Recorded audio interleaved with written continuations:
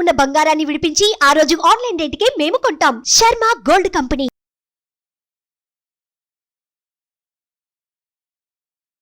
నమస్తే, welcome to Suman TV. నేను మీ యామ్ని. ప్రస్తుతం మనతో ఉన్నారు ప్రముఖ ఆధ్యాత్మికవేత్త, ప్రముఖ జ్యోతిష వాస్తు పండితులు మాడుగుల శివప్రసాద్ గురువు గారు ఉన్నారు.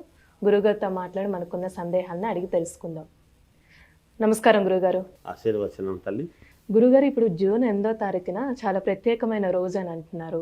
అసలు ఏంటండి ఆ రోజు ప్రత్యేకత? శ్రీ మహాగణాధిపతయ నమః. ఐం మహాసరస్వత్యే నమః. శ్రీ లలితాంబికాదేవియే నమః.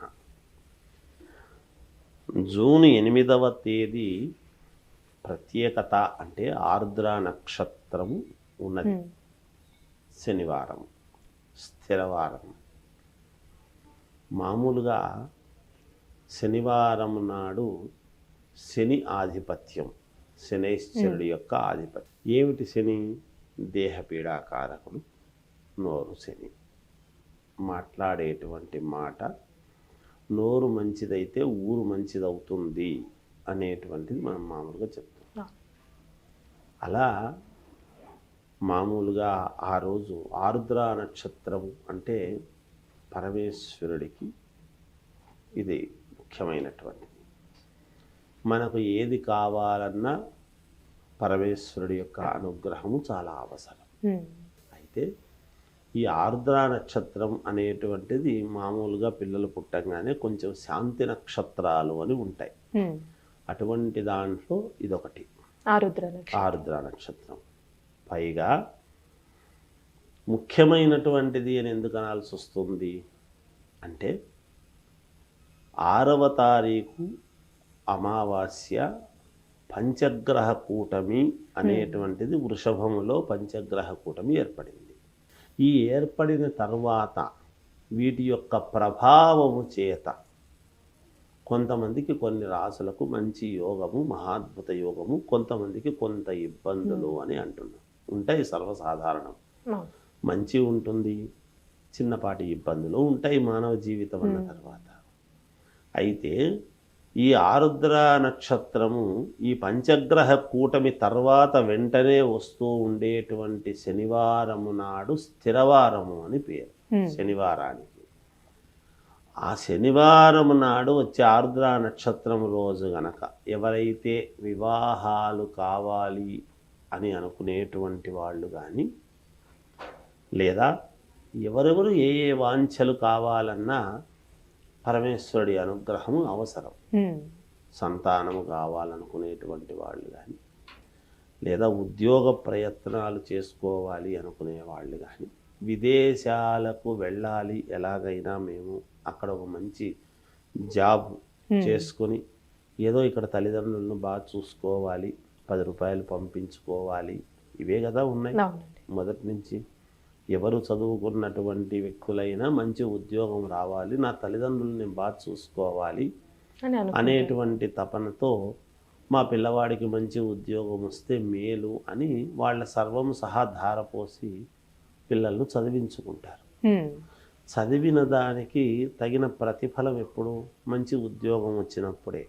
ఆ చదువుకు తగినటువంటి ఉద్యోగం ఎప్పుడైతే వస్తుందో తల్లిదండ్రులను బాగా చూసుకోవచ్చు అని పిల్లల యొక్క ప్రయత్నం కూడా ఉంటుంది.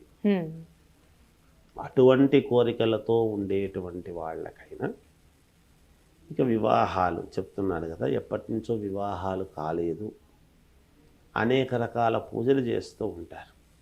మామూలుగా మన కాలసర్ప దోషాలకు కానీ, కుజదోషం అంటే కానీ, మాంగళీయక దోషం అని కానీ, ఇటువంటి దోషాలు ఇవన్నీ ఉన్నాయి అంటే దోషాలకు సంబంధించినటువంటి పరిహారాలు చేసుకొని కూడా.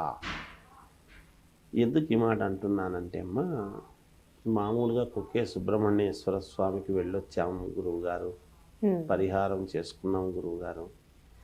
అలాగే కాళహస్తికి వెళ్ళాము గురువుగారు, పరిహారం చేసుకున్నాము గురువుగారు, అయినా ఎందుకో కాలేదు. కొన్ని మొండి వైఖరితో ఉండేటువంటి జాతకాలు ఉంటాయి. ఎందుకుంటాయండి ఆ విధంగా? అసలు ఉన్న గ్రహస్థితులు, ఆ కీలకము, అవన్నీ కూడా ఉంటాయి. సరే అవన్నీ చూస్తాము కదా, ఆ మొండి జాతకాలకు చేస్తాము కదా అంటే చేస్తాం. అయినా తృప్తి చెందనటువంటి ఉంటాయి. ఒక్కోసారి గ్రహాలు అవే కదా అనుకోవచ్చు, అవును. కానీ ఒకరొకరి లగ్నము ప్రభావము చేత ఆ లగ్న జాతకులకు ఆ ఉన్నటువంటి స్థానాలు వేరు కదా. ఏ లగ్నములో పుట్టారు, ఏ సమయానికి పుట్టారు, ఏమిటి అనేటువంటి ఒకటి. ఇవి కాకుండా పూర్వజన్మ కృతం పాపం వ్యాధి రూపేణ పీడ్యతే అని. ఇప్పుడు వ్యాధి అంటే రోగం అని కాదు, ఆ కర్మ ఫలితం. వ్యాధి అంటే కర్మ. పెద్దల నుంచి వచ్చేటువంటివి కొన్ని కర్మలు ఉంటాయి.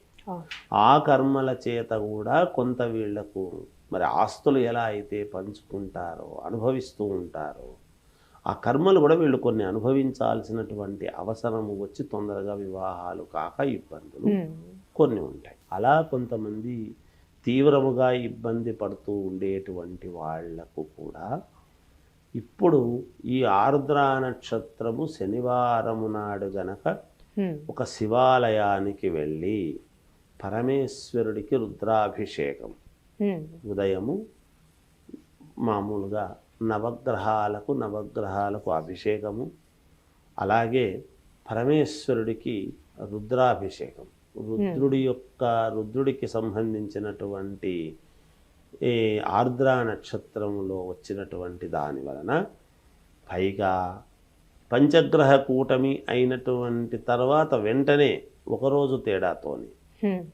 8వ తారీఖే పరమేశ్వరుడి అనుగ్రహంతో వచ్చింది కాబట్టి ఆ రోజు ఎవరైనా మామూలుగా ఏ ఇష్టకార్యాలు వాళ్ళ మనసులో ఉండేటువంటి కోరికలు తీరటానికి శివాలయానికి వెళ్ళి రుద్రాభిషేకం చేయించుకుంటే చాలా మేలు. అంటే ఆ నక్షత్రంలో జన్మించిన వాళ్ళే చేయాలంటే లేకపోతే వేరే వాళ్ళు అందరూ కూడా చేసుకోవచ్చమ్మా. పరమేశ్వరుణ్ణి ఆ నక్షత్రంలో పుట్టిన వాళ్ళు మాత్రమే ఆరాధించాలి అనేది లేదు. అంటే ఆ నక్షత్రం వాళ్లకు ఇంకా కొంచెం ఎక్కువగా ఉంటుంది కాబట్టి మామూలుగా అయితే అభిషేకం చేసుకొని నాకు శక్తి ఉంది అని అనుకున్నటువంటి వాళ్ళు, మనం 10 రూపాయలు పెట్టుకోగలము అనుకునేటువంటి వాళ్ళు రుద్ర హోమము చేసుకున్నా కూడా నవగ్రహ హోమము రుద్ర హోమము రెండూ చేసుకుంటే మరీ మంచిది. ఇంకా మంచిది చేసుకుంటే మంచిదే. వాళ్ళ శక్తి లేనటువంటి వాళ్ళు, శక్తి లేని వాళ్ళు ఉంటారు కదా, అందరూ హోమాలు చేసుకోలేరు కదమ్మా. మరి శక్తి లేని వాళ్ళకి ఎట్లా ఇంత చేసుకుంటే చేసుకోవాలి లేకపోతే లేదు అనేటువంటి భావన ఉండకూడదు కదా. మరి అలా లేని వాళ్ళు నవగ్రహాలకు తిరిగి పరమేశ్వరుడికి వాళ్లకు చేతనైనంత ఏది పాలు, పెరుగు, తేనె, నెయ్యి, చక్కెర అభిషేకానికి కావాల్సింది ఒక టెంకాయ కొట్టుకోవడము, లేదా పూర్ణ ఫలం పచ్చి టెంకాయ, ఎల్నీరుగాయ అంటాము, కొబ్బరి బోండం అంటాము. ఇలా ఒక్కో చోట ఒక్కో రకమైనటువంటి భాష మాట్లాడుతుంటారు.